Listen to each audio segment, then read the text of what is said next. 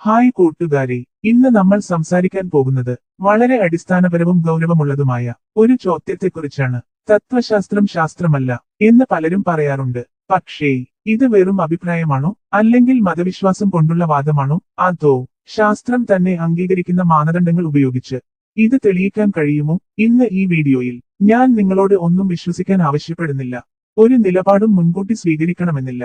പകരം ശാസ്ത്രം തന്നെ അംഗീകരിച്ച അക്കാദമിക് മാനദണ്ഡങ്ങൾ ഉപയോഗിച്ച് ഈ വിഷയം പരിശോധിക്കുകയാണ്. ആദ്യം ഒരു കാര്യത്തിൽ വ്യക്തത വേണം. ശാസ്ത്രം എന്നത് വെറും അറിവുകളുടെ ഒരു കൂട്ടമല്ല, അത് ഒരു പ്രവർത്തന രീതിയാണ്. ശാസ്ത്രം എന്ത് സ്വീകരിക്കും, എന്ത് സ്വീകരിക്കില്ല എന്ന് തീരുമാനിക്കാൻ ശാസ്ത്രത്തിന് തന്നെ ചില മാനദണ്ഡങ്ങളുണ്ട്. ഒരു വാദം ശാസ്ത്രീയമാകാൻ അത് പരീക്ഷിക്കാനാകണം, നിരീക്ഷണത്തിലൂടെ പരിശോധിക്കാനാകണം, അളക്കാൻ കഴിയണം, മറ്റുള്ളവർക്ക് ആവർത്തിച്ച് പരിശോധിക്കാനാകണം. ഇവ ഒക്കെയാണ് ആധുനിക ശാസ്ത്രം അംഗീകരിക്കുന്ന അടിസ്ഥാന മാനദണ്ഡങ്ങൾ. ഇവയിൽ ഏറ്റവും പ്രധാനപ്പെട്ട ഒരു മാനദണ്ഡമുണ്ട്, അതാണ് തെറ്റാണെന്ന് തെളിയിക്കാനാകുന്ന സ്വഭാവം. ഈ ആശയം വ്യക്തമായി വിശദീകരിച്ചത് കാറൽ പോപ്പർ എന്ന ശാസ്ത്രതത്വചിന്തകനാണ്. അദ്ദേഹം പറഞ്ഞത് വളരെ ലളിതമാണ്. ഒരു വാദം ശാസ്ത്രീയമാകാൻ അത് തെറ്റാണെന്ന് തെളിയിക്കാൻ സാധ്യത ഉണ്ടായിരിക്കണം. ഉദാഹരണത്തിന്, എല്ലാ ലോഹങ്ങളും ചൂടാകുമ്പോൾ വികാസം ചെയ്യുന്നു എന്ന വാദം ശാസ്ത്രീയമാണ്. കാരണം ഒരു ലോഹം കണ്ടെത്തിയാൽ മതി, ചൂടാക്കിയിട്ടും വികാസം ചെയ്യാത്തത്, അപ്പോൾ ആ വാദം തെറ്റാണെന്ന് തെളിയും. ഇനി മറ്റൊരു വാചകം നോക്കൂ. ഈ ലോകത്തെ നിയന്ത്രിക്കുന്നത് അദൃശ്യമായ ഒരു ആത്മീയ ശക്തിയാണ്. ഈ വാചകം തെറ്റാണെന്ന് തെളിയിക്കാൻ ഒരു പരീക്ഷണമുണ്ടോ, ഒരു അളവുണ്ടോ, ഒരു നിരീക്ഷണമുണ്ടോ? ഇല്ല. അതിനാൽ കാറൽ പോപ്പർ പറഞ്ഞ മാനദണ്ഡപ്രകാരം ഈ വാചകം ശാസ്ത്രീയ വാദമല്ല. ഇനി നമുക്ക് തത്വശാസ്ത്രത്തിലേക്ക് വരാം. തത്വശാസ്ത്രം ചോദിക്കുന്ന ചോദ്യങ്ങൾ എന്തൊക്കെയാണ്? യാഥാർത്ഥ്യം എന്താണ്? ബോധം എന്താണ്?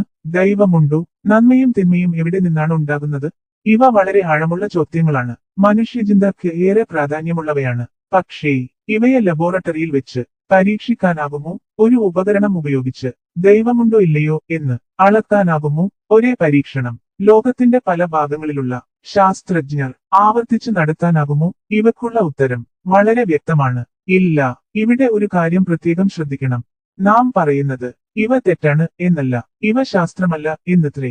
ഇതാണ് 20-ാം നൂറ്റാണ്ടിൽ പ്രവർത്തിച്ച വിയന്ന വൃത്തം എന്ന അക്കാദമിക് സംഘം വ്യക്തമായി പറഞ്ഞത്. അവരുടെ നിലപാട് ഇതായിരുന്നു: നിരീക്ഷണത്തിലൂടെയോ പരീക്ഷണത്തിലൂടെയോ സ്ഥിരീകരിക്കാൻ കഴിയാത്ത വാക്യങ്ങൾ ശാസ്ത്രീയ അറിവായി കണക്കാക്കാൻ കഴിയില്ല. അതിനാൽ പരമ്പരാഗത തത്വശാസ്ത്രം, ദൈവശാസ്ത്രം, അദൃശ്യപരമായ വാദങ്ങൾ ഇവയെല്ലാം ശാസ്ത്രമല്ല. ഇത് ഒരു അധിക്ഷേപമല്ല, ഒരു വർഗീകരണം മാത്രമാണ്. പിന്നീട് തോമസ് കുൻ ശാസ്ത്രം യഥാർത്ഥത്തിൽ എങ്ങനെ പ്രവർത്തിക്കുന്നു എന്ന് വിശദമായി പഠിച്ചു. അദ്ദേഹം കാണിച്ചത് ഇതാണ്: ശാസ്ത്രം പ്രവർത്തിക്കുന്നത് പരീക്ഷണങ്ങളും നിരീക്ഷണങ്ങളും നിയന്ത്രിക്കുന്ന ഒരു ചട്ടക്കൂടിനുള്ളിലാണ്. തത്വശാസ്ത്ര ചോദ്യങ്ങൾ ഈ ചട്ടക്കൂടിന്റെ പുറത്താണ്. അതിനാൽ തന്നെ തത്വശാസ്ത്രം ശാസ്ത്രമല്ല, പക്ഷേ ശാസ്ത്രത്തിന് പുറത്തുള്ള ഒരു ചിന്താശാസ്ത്രമാണ്. ഇവിടെ ഒരു വലിയ തെറ്റിദ്ധാരണ നമ്മൾ തിരുത്തണം. ശാസ്ത്രമല്ല എന്നത് അസംബന്ധം എന്നർത്ഥമല്ല. തത്വശാസ്ത്രം മനുഷ്യചിന്തയെ കൂർപ്പിക്കുന്നു, തർക്കങ്ങളെ പരിശോധിക്കുന്നു, ശാസ്ത്രത്തിന്റെ അടിസ്ഥാന ധാരണകളെ പോലും ചോദ്യം ചെയ്യുന്നു. പക്ഷേ അത് പരീക്ഷണാധിഷ്ഠിതമായ ശാസ്ത്രമല്ല.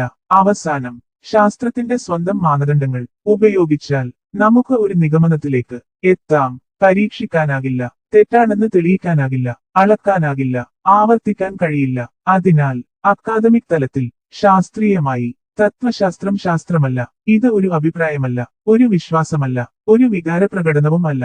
ശാസ്ത്രം തന്നെ അംഗീകരിച്ച ഒരു ബൗദ്ധിക വർഗീകരണം മാത്രമാണ്. ഇത്തരത്തിലുള്ള വിഷയങ്ങൾ വിശ്വാസത്തിന്റെ കണ്ണിലൂടെ അല്ല, യുക്തിയുടെയും ശാസ്ത്രത്തിന്റെയും കണ്ണിലൂടെ പരിശോധിക്കുന്ന കൂടുതൽ വീഡിയോകൾ നിങ്ങൾക്ക് വേണമെങ്കിൽ വീഡിയോ ഇഷ്ടപ്പെട്ടാൽ ലൈക്ക് ചെയ്യൂ, പങ്കുവെക്കൂ, ചാനൽ പിന്തുടരൂ. അടുത്ത വീഡിയോയിൽ വീണ്ടും കാണാം കൂട്ടുകാരെ.